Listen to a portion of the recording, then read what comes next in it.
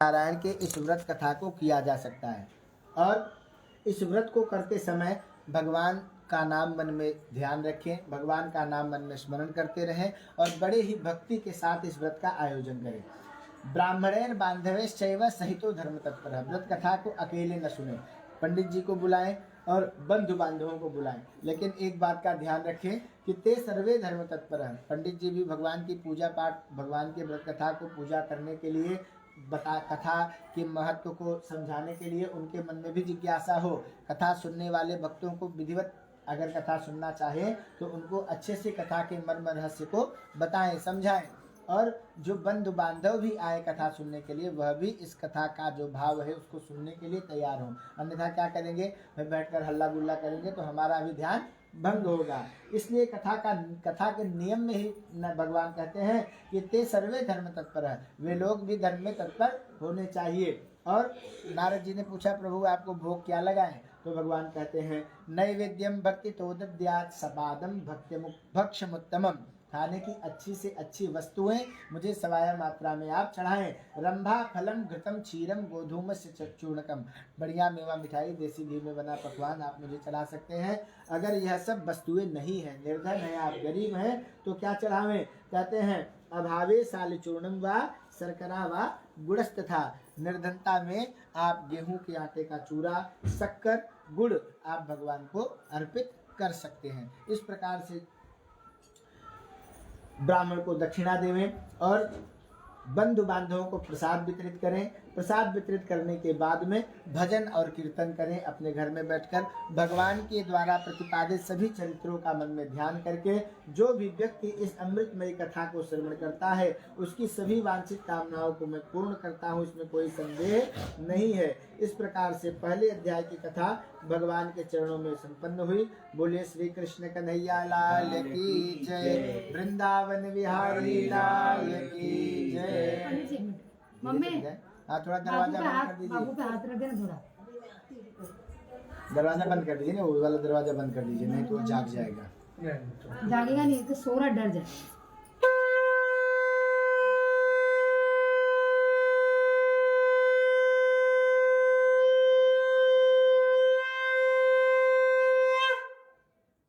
ये पुष्प भगवान जी को अर्पित कर दीजिए। फिर से दूसरा फूल चावल लीजिए। नारद जी ने पुनः प्रश्न किया, भगवान जी महाराज इस व्रत की महिमा के बारे में बताइए कि आपने व्रत का विधान तो समझा दिया, लेकिन इस व्रत को किन लोगों ने किया, कब किया, कैसे किया और उन्हें क्या लाभ मिला, कृपा करके इसके बारे में हमें बताइए। भगवान कहते हैं, नारद अथन्या संप्रवक्ष्यामि कृतं येन पुरा द्विज कश्चित् काशीपुरे रम्ये ह्रासीत् विप्रोति निर्धन।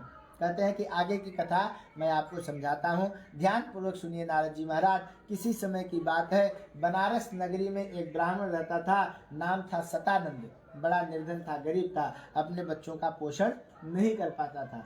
गरीब ब्राह्मण को देखकर भगवान नारायण के मन में भाव आया कि इस गरीब ब्राह्मण के कुछ सहायता की जाए। निर्धन ब्राह्मण की सहायता करने के लिए भगवान सत्यनारायण ने बूढ़े ब्राह्मण का वेश बनाया और गरीब ब्राह्मण के पास पहुंचकर पूछते हैं, किमर्थम भ्रम से विप्र मही नित्यम सुख दुखितः। हे ब्राह्मण, इस पृथ्वी पर दुखी होकर तुम क्यों विचरण करते हो?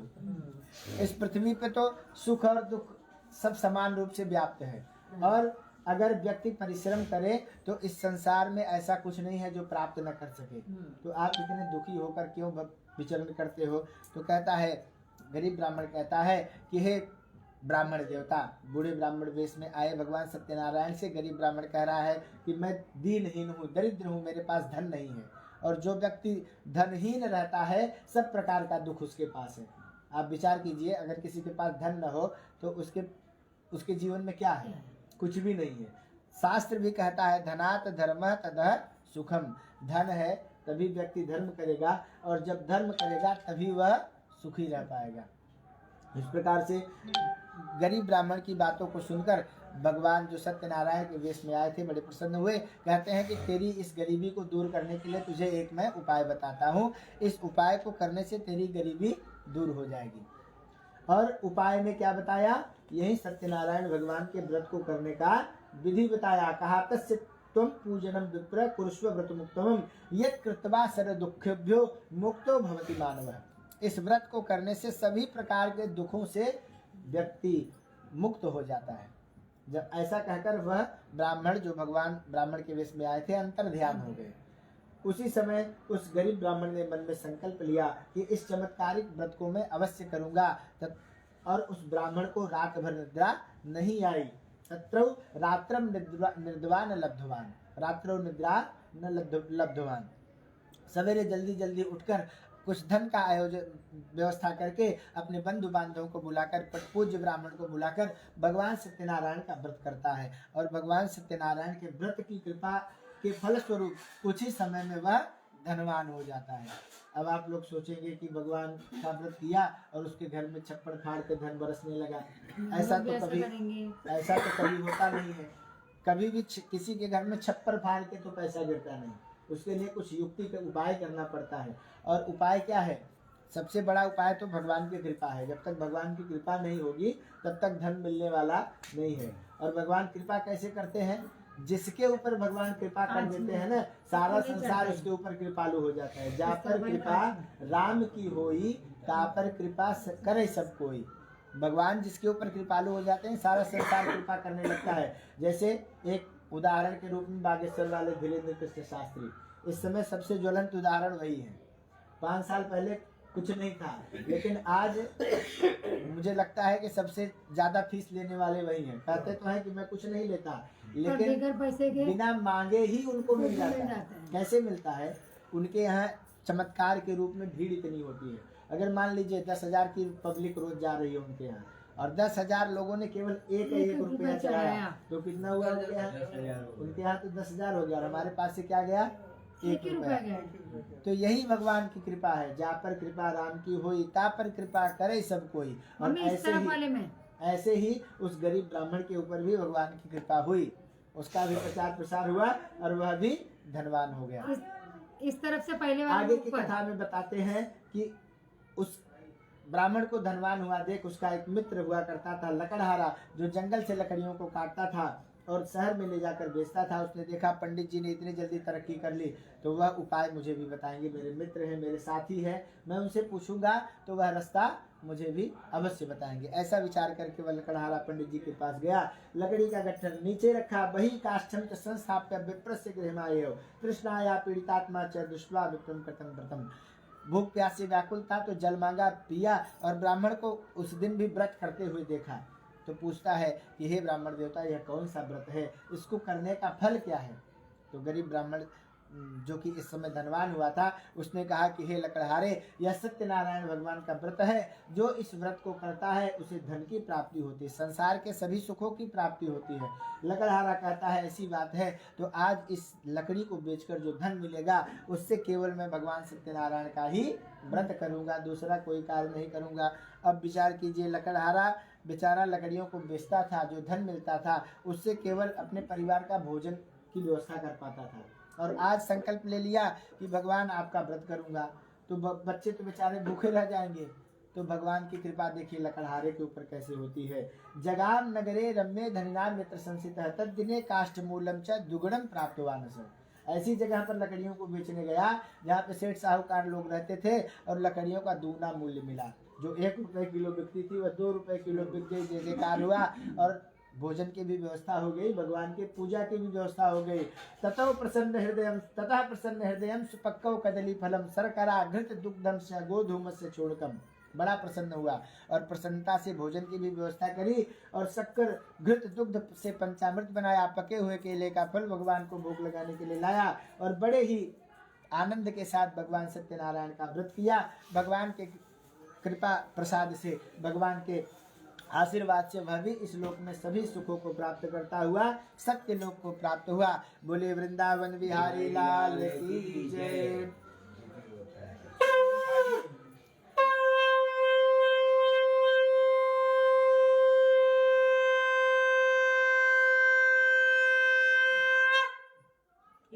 तीसरे अध्याय की कथा में अब है ओकर प्रक्रिया सबसे अंतिम में है। आप लोग आराम से बैठ जा पहले कथा सुनना, फिर ओकरे बाद तैयारी किया जाए। तीसरे अध्याय की कथा में एक राजा की कथा और एक बनिया की कथा है। बहुत चर्चित साधु बनिया और उल्का मुख नामक राजा की कथा है। इस कथा को ध्यान से सुनिए, क्योंकि साधु बनिया कहीं बाहर नहीं है। साधु बनिया हमारे आपके अंदर ही विराजमान है। हमारी आपकी जो मति है ना, वही साधु बनिया है। कहते हैं भगवान नारद, पुनर्अग्रे प्रवक्ष्यामि, आगे की कथा बताता हूँ नारद, ध्यान से सुनिए। और उल्का मुख नाम का एक राजा भद्रशिला नदी के किनारे बैठा भगवान सत्यनारायण का व्रत कर रहा था। व्रत उसी नौका के माध्यम से, नदी के माध्यम से व्यापार करने के लिए बनारस का रहने वाला एक बनिया जिसका नाम साधु था, उसी मार्ग से व्यापार करने जा रहा था। व्यापार के लिए जब प्रस्थान कर रहा था, कुछ दूर पहुंचा, उल्का मुख नामक राजा के नगरी में पहुंचा तो देखा कि वह राजा नदी के किनारे धूप में बैठा भगवान का व्रत कर रहा है। बनिया ने सोचा कि यह राजा है, राजा को किस चीज की कमी है, धन धान्य से परिपूर्ण है, चक्रवर्ती सम्राट है, धूप में बैठा यह कौन सा व्रत कर रहा है, जरूर इस व्रत की कोई विशेष महिमा होगी। ऐसा मन में विचार करके वह साधु नाम का बनिया नौका किनारे लगाकर राजा के पास पहुंच गया और जाके प्रणाम करके पूछता है, साधु बनिया पूछता है, किमिदम कुरुषे राजन भक्ति उक्तेन चेतसा, हे राजा यह कौन सा व्रत कर रहे हो भक्ति भावना के साथ बैठकर। तो राजा कहता है, पूजनम कृते साधो विष्णु अतुल तेजस, हे साधु बनिया यह भगवान सत्यनारायण का व्रत कर रहा हूँ। अतुल तेजवान भगवान विष्णु का पूजन कर रहा हूँ, जो कि सत्यनारायण के रूप में जब उनकी पूजा कोई करता है तो वह सभी प्रकार की वांछित कामनाओं को सिद्धि प्रदान करने वाले हो जाते हैं। और इनकी जो भी व्रत करता है, पूजन करता है, उसे धन और संतान की प्राप्ति होती है। धन तो बहुत है लेकिन संतान नहीं है। पुत्राद्यावाप्ति काम्यया, पुत्र प्राप्ति की कामना से इस व्रत को मैं कर रहा हूँ। अब बनिया कहता है, भगवान बड़ा अच्छा हुआ आपसे मैंने प्रश्न कर लिया, ममापि संततिर नास्ति, बनिया कहता है कि मेरे भी संतान नहीं है। हे राजन, अगर इन भगवान सत्यनारायण की पूजन में इतना प्रभाव है तो मैं भी इस सत्यनारायण के व्रत को करूंगा। यदा में संततिर भवेत, क्या कहता है कि जब मेरे संतान हो जाएगी तब इस व्रत को करूंगा। कहता है व्रत तो करूंगा लेकिन संतान हो जाएगी तब। वही बनिया वाली बुद्धि क्या है कि प्रॉफिट पहले इन्वेस्ट बाद में। बनिया तो यही सोचता है ना कि हमें इन्वेस्ट कम करना पड़े, प्रॉफिट ज्यादा हो, और ऐसे ही बुद्धि वह हमेशा लगाता रहता है। यहाँ पे भी भगवान की पूजा में भी, संकल्प में भी बुद्धि लगा दी, लेकिन भगवान ये देखते हैं कि कौन किस भावना से मुझे पुकार रहा है। जब किसी को किसी वस्तु की आकांक्षा होती है ना, तो उस समय उसका हृदय बड़ा शुद्ध होता है, बड़े अच्छे मन से वह भगवान को पुकारता है ना। जैसे ठोकर लगी नहीं कि हे भगवान, भगवान पहले याद आते हैं। दुख में सुमिरन सब करे, सुख में करे ना कोई। जैसे ही कष्ट हुआ तो भगवान जल्दी याद आते हैं, और उस समय जब दुखी व्यक्ति रहता है तो दुखी व्यक्ति बड़े भाव से भगवान का पूजा करते हैं। भगवान तो यही देखते हैं कि भाव कैसा है। हृदय अच्छा है तो काम बन जाएगा, पुकार को सुन लेंगे। और बनिया की भी पुकार सुन ली। बनिया व्यापार करने नहीं गया, घर चला गया।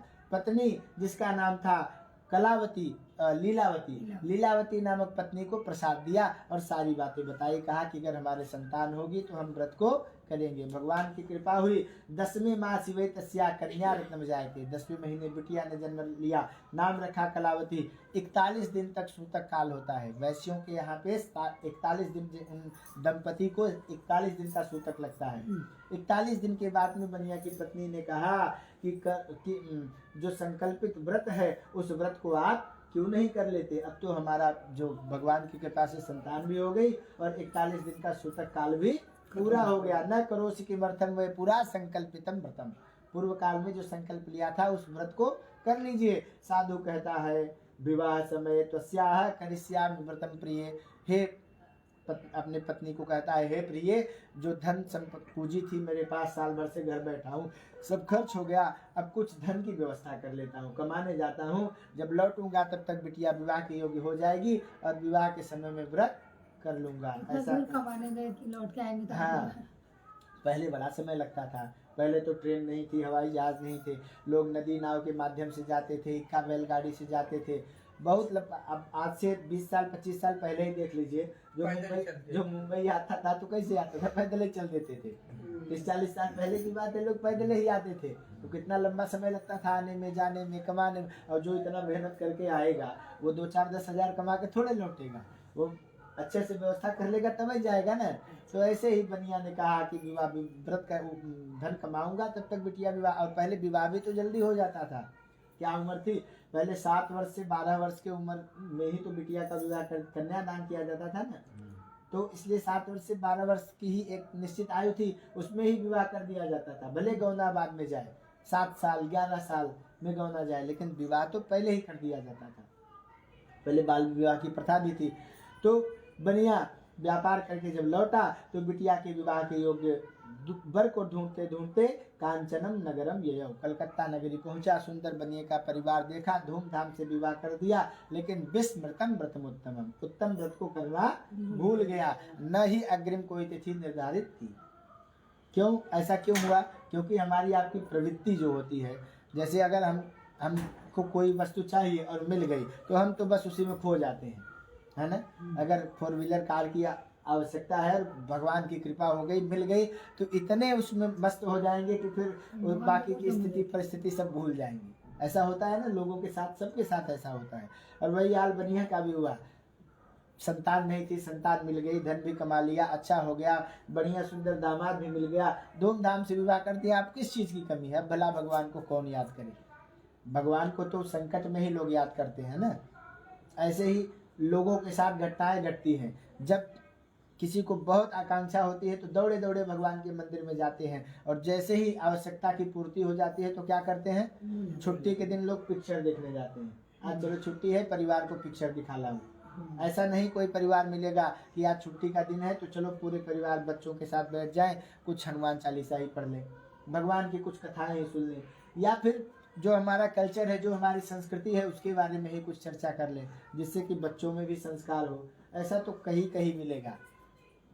यहाँ पे बनिया विवाह के समय भी व्रत को करना भूल गया। जब ऐसी परिस्थिति आई तो भगवान ने कहा कि अब तुझे कष्ट होगा। जब कष्ट होगा तब तू इस स्थिति को समझेगा। क्यों? क्योंकि भगवान दुख और सुख दोनों इसीलिए तो देते हैं कि समय समय पर उनको भी कोई याद कर ले।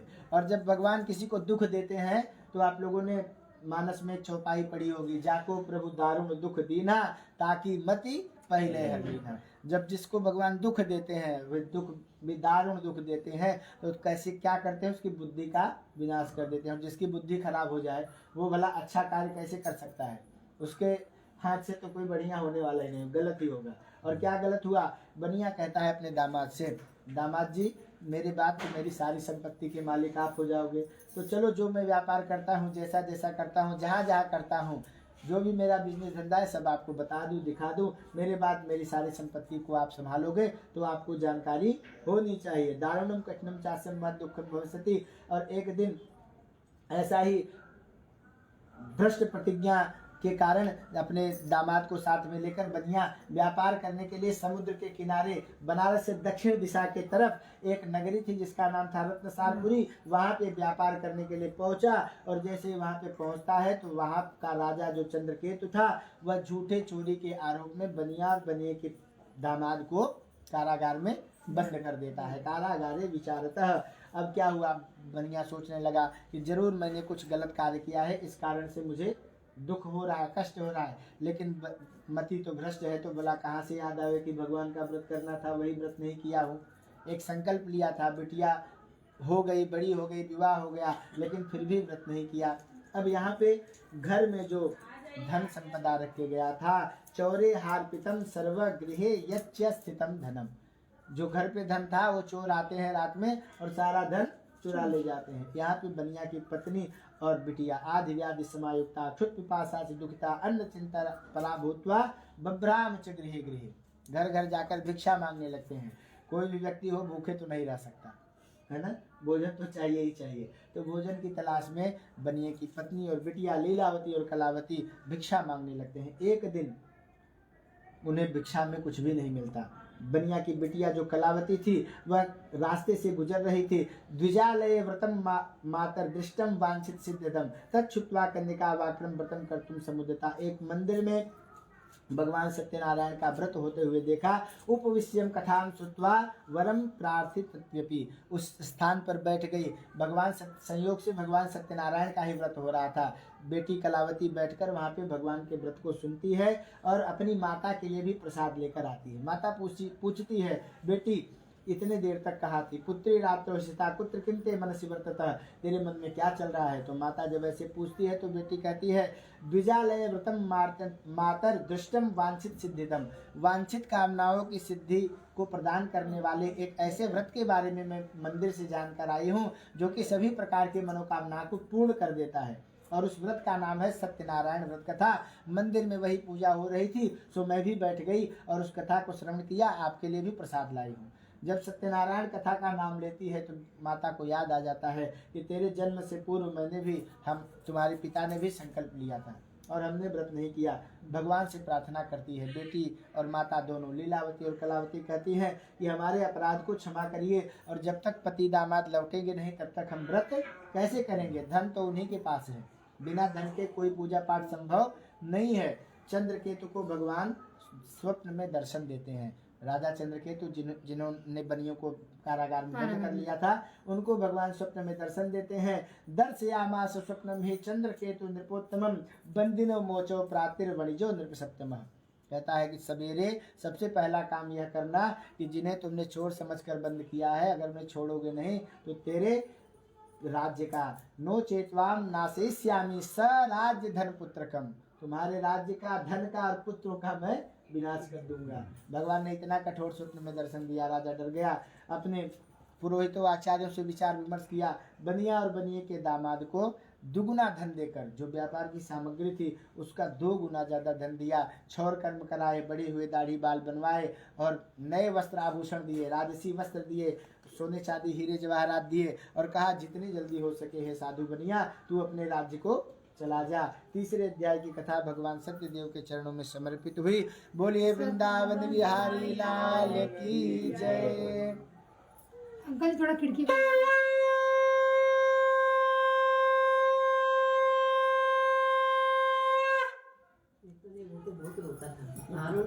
अब चौथे अध्याय की कथा में प्रवेश करते हैं।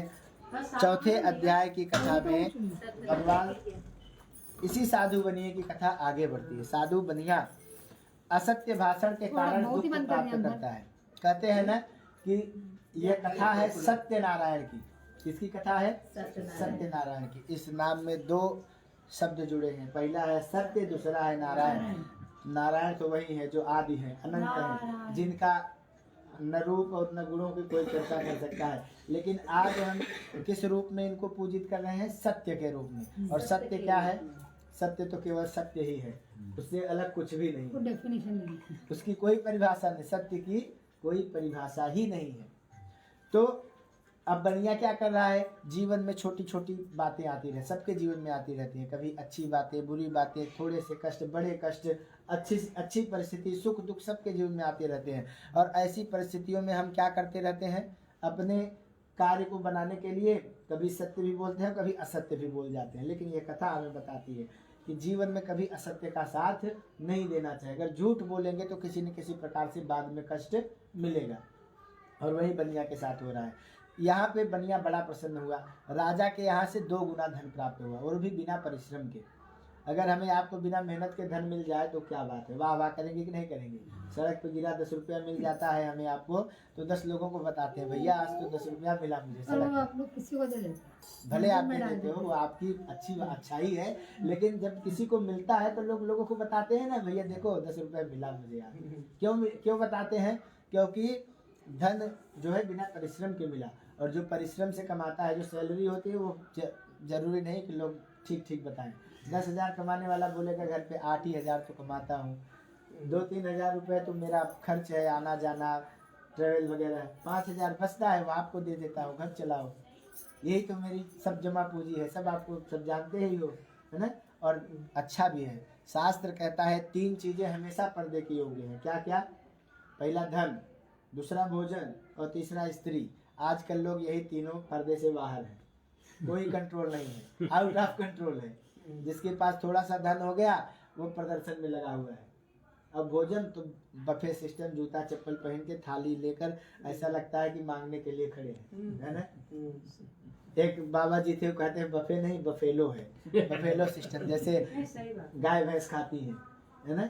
तो और महिलाओं के लिए भी पर्दा प्रथा, हमारे यहाँ सर पे पल्लू रखने की प्रथा आज से नहीं कई सालों से, कई करोड़ों वर्षों से है। लेकिन आजकल समानता का अधिकार ये वो जो चल रहा है आप सब देख ही रहे हैं क्या हो रहा है।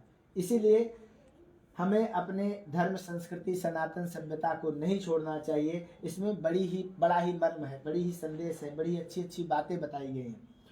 बनिया दुगुना धन पाया था, बड़े प्रसन्नता से घर की तरफ यात्रा करने के लिए तैयारी कर रहा था। भगवान ने सोचा इसकी परीक्षा लेता हूँ। भगवान परीक्षा लेते रहते हैं भक्तों की। क्यों लेते हैं भाई? जब जीवन इतना अच्छा भगवान ने हाथ कान नाक आँख मुँह देकर संसार में भेजा है, इतनी अच्छी व्यवस्था दी है, तो उनका अधिकार है परीक्षा लेने का। हम आप पढ़ाई करते हैं तो अध्यापक जो होता है, टीचर जो होता है, साल के अंत में परीक्षा लेता है ना कि बच्चे ने कितना सीखा, यह आगे जाकर जीवन अच्छे से जी लेगा कि नहीं जी लेगा, इसके लिए परीक्षा लेता है वह अध्यापक। उसी तरह भगवान भी परीक्षा लेते हैं। ऐसी परिस्थितियों को सामने लाकर खड़ा कर देते हैं, देखते हैं कि इसकी बुद्धि का विकास कितना है। और जब ध्रुव प्रहलाद के जैसे स्तर वाला भक्त रहता है ना, तो परीक्षा को एक क्षण में पास कर जाता है। और रावण कुंभकर्ण या हमारे आपके जैसे रहेगा तो क्या कहेगा, इसी 99 के चक्कर में फंसा रहेगा और कुछ न कुछ ऐसी विचित्र विचित्र प्रकार की बातें कहेगा कि फिर घुमा फिरा के यही आएगा। तो यहाँ पे साधु बनिया जो था अपने धन को लेकर जा रहा था। भगवान ने दंडी साधु का वेश बनाया, सामने पहुंच गए और पूछ लिया किमस्थितम नवसितम, हे साधु तेरी नौका में क्या है, बड़ी भारी है। अब बनिया जो है विचार करता है, माता सीता का हरण करने के लिए रावण साधु के वेश में आया था। अगर मैं भी बता दूं हीरे जवाहरात राजा के यहाँ से विदाई में पाया हूँ, तो हो न हो मेरा सारा धन यह चुरा ले जाए, दल बल के साथ आए और सब लूट ले जाए।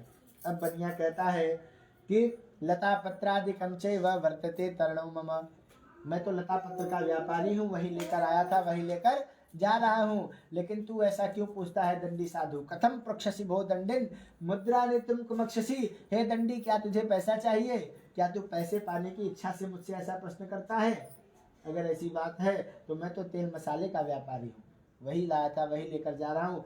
अच्छा, हमें एक छोटा सा भाव रखना चाहिए। अगर हमारे सामने कोई ऐसी परिस्थिति आ जाए, कोई मांगने वाला याचक आ जाए, हमारे पास देने के लिए है तो दे दें, अगर नहीं देने के लिए है तो हम उससे एक साधारण से वाक्यों में कह सकते हैं कि भैया आज मेरी स्थिति सही नहीं है, कल आइएगा, परसों आइएगा, 1 महीने बाद आइएगा, मैं दान के योग्य रहूँगा तो आपको कुछ न कुछ दे दूंगा।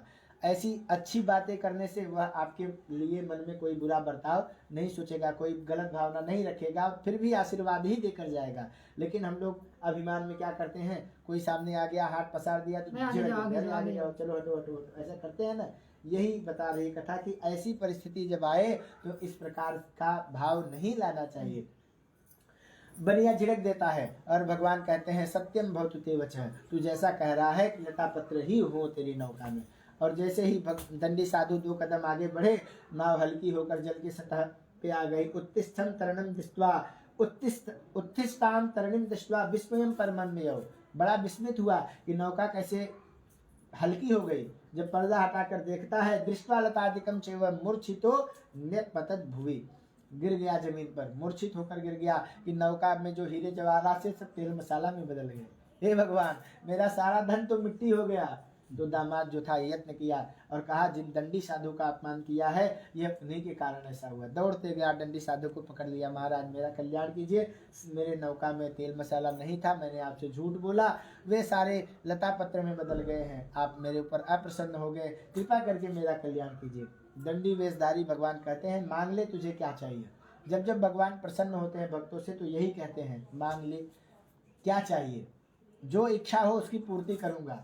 ऐसा क्यों कहते हैं भगवान? क्या भगवान को नहीं पता है हमारे आपके की इच्छा क्या है? भगवान सब जानते, सर्वांतर्यामी है भगवान, लेकिन फिर भी ऐसा प्रश्न पूछते हैं। क्यों पूछते हैं? यही कारण है कि वह देखना चाहते हैं कि इसका भजन पूरा हुआ कि नहीं। इसकी जो मति है वह धर्ममयी हुई कि नहीं।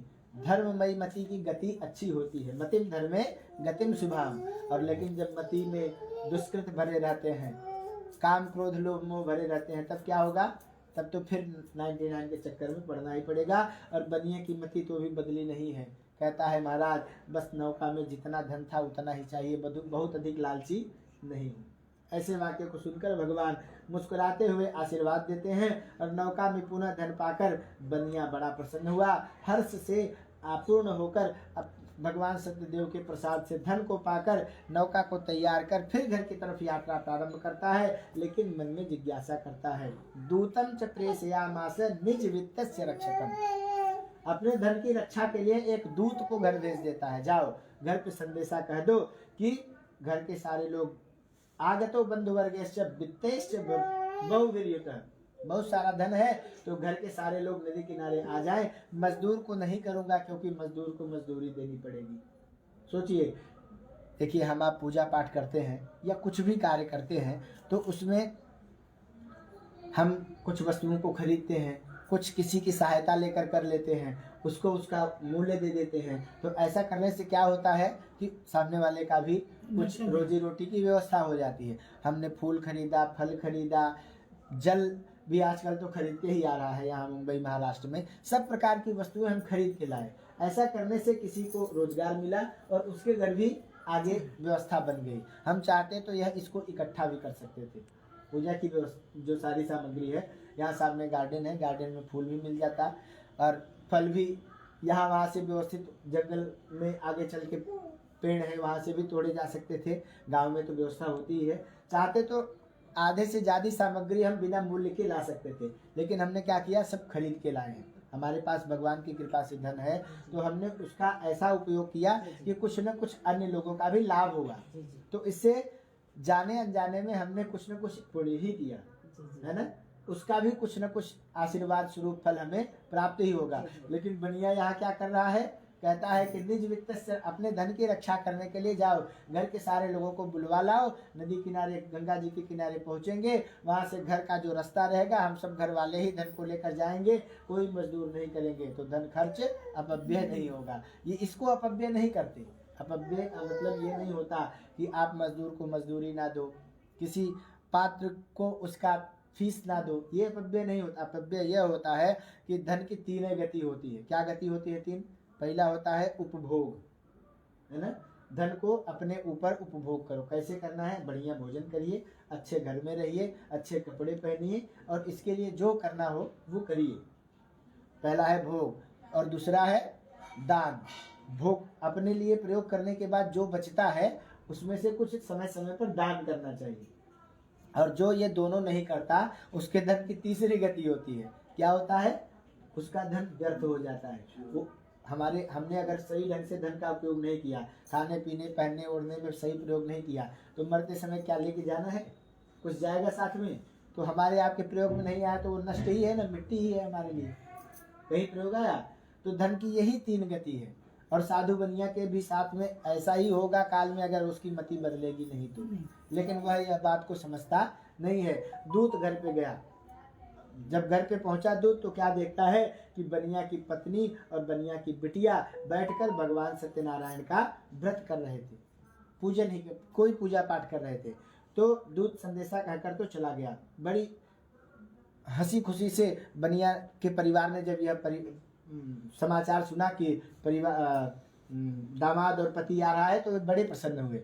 अब चूंकि पूजन में बैठे थे तो पूजा को छोड़कर, अधूरा छोड़कर नहीं जाना चाहिए। तो बनिए की पत्नी ने अपनी बेटी से कहा, बेटी आज पूजा तुम कर लो, मैं नदी के किनारे तुम्हारे पिताजी के दर्शन है तो जा रही हूँ। बेटी को भी तो, दामाद भी तो आ रहा था, उसको भी जल्दी थी। अब क्या करे, पूजा तो पूरी करनी है। भगवान की पूजा भी ऐसी है कि अगर ढंग से करे तो बड़ा समय लगता है। ठाकुर जी की सेवा करने बैठ गए तो एक एक वस्तुएं चुन चुन के उनको पहनानी है। ऐसी व्यवस्था है कि समय लग जाएगा, तो क्या करें, जल्दी कैसे करें। भगवान कहते हैं कि पूजा भाव से करनी चाहिए। समय आपके पास है तो ज़्यादा लगा दो, नहीं समय है तो बिल्कुल 1 सेकंड में भी पूजा हो जाती है। कैसे? 1 घड़ी आधी में पुनियाद। 1 घंटा, आधा घंटा, 10 मिनट, 5 मिनट, 1 मिनट में भी भगवान प्रसन्न हो जाते हैं। लेकिन उस समय भाव कैसा होना चाहिए? निर्मल होना चाहिए। कहते हैं निर्मल मन जन सो मोहि पावा, मोहि कपट छल छिद्र न भावा। मन अगर सच्चा है तो केवल भगवान के सामने पहुंच गए, हाथ जोड़ लिया, है भगवान आज जल्दी है, 4 बजे वाली ट्रेन पकड़नी है, इसलिए प्रणाम करके जा रहा हूँ, इतना ही कर, अपनी ही बात कह दीजिए। भगवान मंत्र बोलने की आवश्यकता नहीं, केवल भगवान को अपनी ही बात कह लीजिए, भगवान थोड़ी जल्दी है इसलिए चला जा रहा हूँ, कृपा करके क्षमा करिएगा, समय रहेगा तो बढ़िया से पूजा करूंगा। या यह भी मत कहिए, बस नमस्कार कर लीजिए। कहते हैं मैं केवल नमस्कार मात्र से ही प्रसन्न हो जाता हूँ, लेकिन कैसे? हृदय सच्चा होना चाहिए, मन में भाव होना चाहिए। यहाँ पे बनिया की बिटिया जल्दी जल्दी पूजा करती है और पूजन के क्रम में आरती हवन होने के बाद में जो प्रसाद होता है वह प्रसाद को नहीं लेती और सीधा नदी के किनारे भागती है। भगवान के प्रसाद को जो प्राप्त नहीं करता, प्रसाद माने भगवान की कृपा, और जो भगवान की कृपा को नहीं पावे उसके यहाँ क्या होगा? सुख कैसे आएगा? दुखी तो आएगा। और जैसे ही नदी के किनारे पहुंची तो भगवान के प्रसाद का तिरस्कार करने के कारण बनिए का दामाद जो था वह जल में डूब गया। अब जहाँ हंसी खुशी का माहौल, सब विलाप करने लगे, रोने लगे। क्या हुआ? नौका के साथ, धन के साथ बनिया का जो दामाद था वह न जाने कौन से देवता ने अप्रसन्न होकर ऐसा कृत्य कर दिया कि बनिया के यहाँ यह संकट की स्थिति आ गई। सब रोने लगे, विलाप करने लगे, और बनिया की जो बिटिया थी विलाप करते करते अपने पति की खड़ाऊ लेकर अपने पति को नष्ट हुआ जानकर गृहीत्वा पादुकाम तस्यानुगंतुम च मनोदधे। पहले सती प्रथा थी, जब पति अगर गुजर जाता तो पत्नियां भी अपने शरीर का त्याग कर देती थी। पति की खड़ाऊ लेकर गंगा जी में डूबने के लिए जाने लगती। उसी समय आकाशवाणी होता है, पुत्री तूने भगवान के प्रसाद का तिरस्कार किया है, इस कारण से तुझे यह कष्ट है। गृहम गत्वा, घर जाओ, प्रसाद पाओ, तेरा पति तेरे को पुनः वापस प्राप्त हो जाएगा। इस प्रकार के आकाशवाणी को सुनकर सब घर को वापस जाते हैं और अपने द्वारा किए गए अपराध के लिए क्षमा मांगते हैं। और उसी समय जैसे ही प्रसाद को पाते हैं, लब्धवर्ती सुधा साधो भविष्यति संशय, और घर जाकर जैसे ही प्रसाद पाते हैं तैसे ही बनिया का दामाद घर को आ जाता है। भगवान परीक्षा ऐसे ही लेते हैं, लेकिन इतनी भी कठिन परीक्षा नहीं लेते कि भक्त जो है एकदम से टूट जाए। भगवान दुख भी देते हैं तो सुख की भी स्थिति वही देते हैं, उन्हीं की कृपा से ही प्राप्त होता है। और बनिया का परिवार पुनः बड़ा प्रसन्न हुआ। बनिया ने पुनः भगवान के सामने अपना सर पटक कर क्षमा मांगी और कहा कि आज जो एक बार यह व्रत करना था, इतने लंबे समय तक संकल्प लेकर मैंने व्रत नहीं किया, तो आज भगवान सत्यनारायण आपके सामने मैं पुनः प्रार्थना करता हूँ। क्या प्रार्थना करता है? कहता है पौर्णमास्याम च संक्रांतौ कृतवान सत्यस्य पूजनम। हर पूर्णिमा और हर संक्रांति के दिन इस व्रत कथा को मैं अवश्य करूँगा, और वैसा ही करता है। हर पूर्णिमा महीने में हर एक बार आती है, और संक्रांति ये खिचड़ी का त्यौहार जो हम आप मनाते हैं साल भर में एक बार आती है। साधु बनिया बड़े धूमधाम से ऐसे ही इस व्रत को करता है और इस लोक के सभी सुख को प्राप्त करता है। चौथे अध्याय की कथा भगवान के चरणों में संपन्न हुई। बोले वृंदावन बिहारी लाल की जय।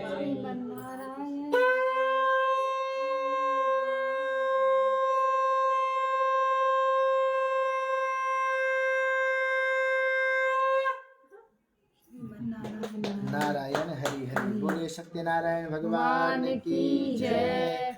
अब इसके बाद में 5वें अध्याय की कथा में एक राजा थे जो कि बड़े पुण्यात्मा थे, प्रतापी थे, लेकिन जंगल में शिकार करने के लिए गए। भगवान कहते हैं नारद ध्यान से सुनिए, तुंगध्वज नाम का राजा भगवान के प्रसाद का तिरस्कार करने के कारण किस तरह से दुख को पाता है वह कथा बताता हूँ।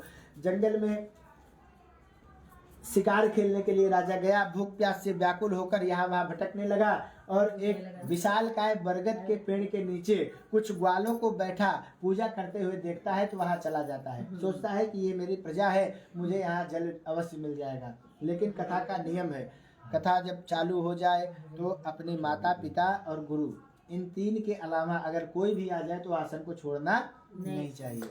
अब ग्वाले न उठे न प्रणाम किए, क्योंकि कथा तब चल रही थी।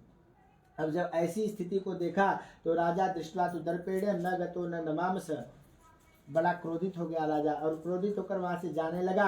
और जैसे ही जाने लगा तो ग्वालों ने सोचा कि राजा चला जाएगा बिना प्रसाद दिए, भगवान के प्रसाद में बड़ी चमत्कार होती है, इसको प्रसाद दे दूं।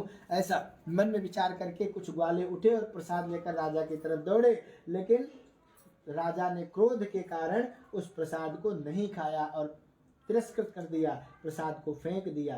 तस्य पुत्र शतम नष्टम धन धान्यादिकम चयत। राजा के यहाँ भयंकर महामारी हुई और सारा धन उसका नष्ट होने लगा।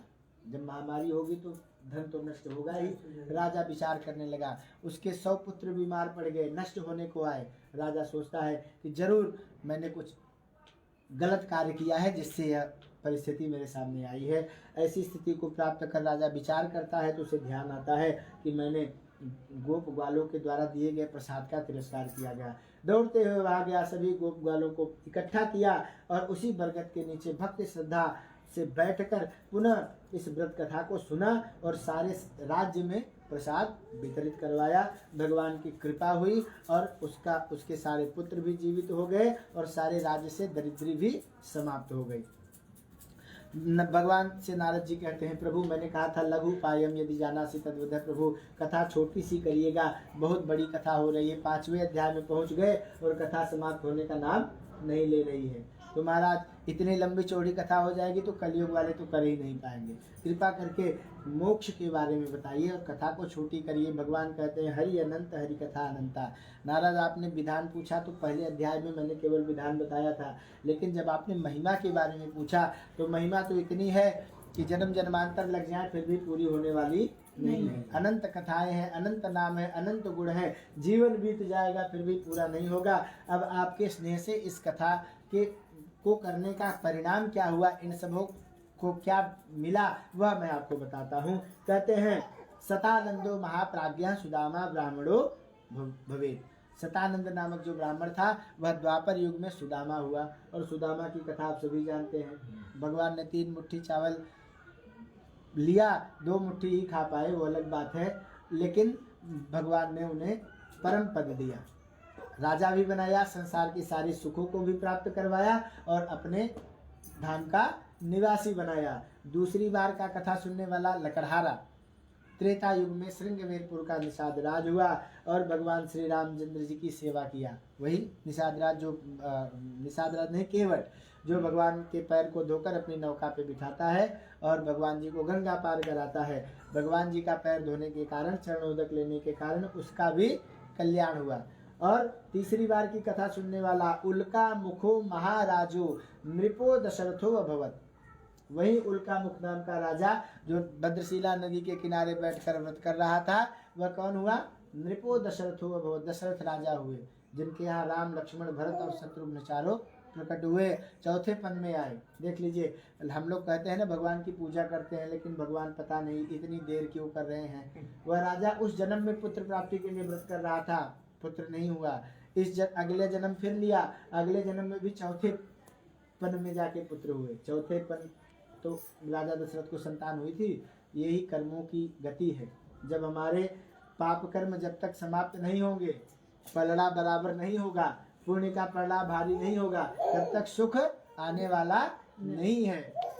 और चौथे बार व्रत करने वाला कौन है? यही साधु बनिया। मोरध्वज नाम का राजा हुआ। अपने इकलौते लड़के के दाहिने अंग का मांस राजा को, ब्राह्मण वेशधारी भगवान को देने के लिए स्वीकार करता है और भगवान उसकी परीक्षा से बड़े प्रसन्न होते हैं। राजा और राजा के बेटे को आशीर्वाद देते हैं कि तुम्हें यहाँ के स्थान देवता के नाम के साथ में जाना जाएगा, इसीलिए गणेश जी के नाम के साथ में मोरध्वज के बेटे मोरिया का नाम कहा जाता है, गणपति बप्पा मोरिया। और उस तीर्थ क्षेत्र का नाम मोरेश्वर धाम जाना जाने लगा। हम आपको भी दर्शन करने जाएं तो वहाँ पे गणेश जी की ही मुख्य प्रतिमा का दर्शन करेंगे। ये कथा वहाँ पे शिलालेख के रूप में वहाँ पे लगाई गई है।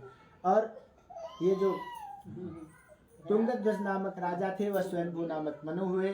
और जिन गोप ग्वालों ने इस व्रत कथा को बरगद के पेड़ के नीचे बैठकर किया, वे सभी द्वापर युग में भगवान श्री कृष्ण के साथ में गोप ग्वाले हुए। जिन जिन लोगों ने इस व्रत कथा को किया, भगवान ने उन्हें अपने चरणों में निश्चित ही स्थान प्रदान किया। तो आज हम आप भी इस व्रत कथा को सुन रहे हैं, तो निश्चित ही भगवान सत्यनारायण हमें आपको भी अपने चरणों में कहीं न कहीं स्थान देंगे। इसी आशा और विश्वास के साथ में 5वें अध्याय की कथा भगवान सत्यनारायण के चरणों में समर्पित हुई। बोलिए श्री सत्यनारायण भगवान की जय। वृंदावन वृंदावन बिहारी लाल की जय। श्री कृष्ण गोविंद हरे मुरारी, हे नाथ नारायण वासुदेवा। श्री कृष्ण गोविंद हरे मुरारी, हे नाथ नारायण वासुदेवा। करारविन्देन पदारविन्दं, मुखारविन्दे विनवेशयन्तं।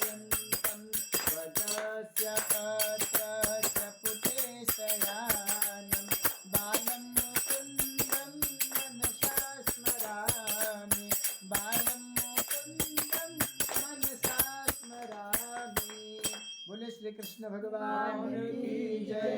वृंदावन बिहारी लाल की जय।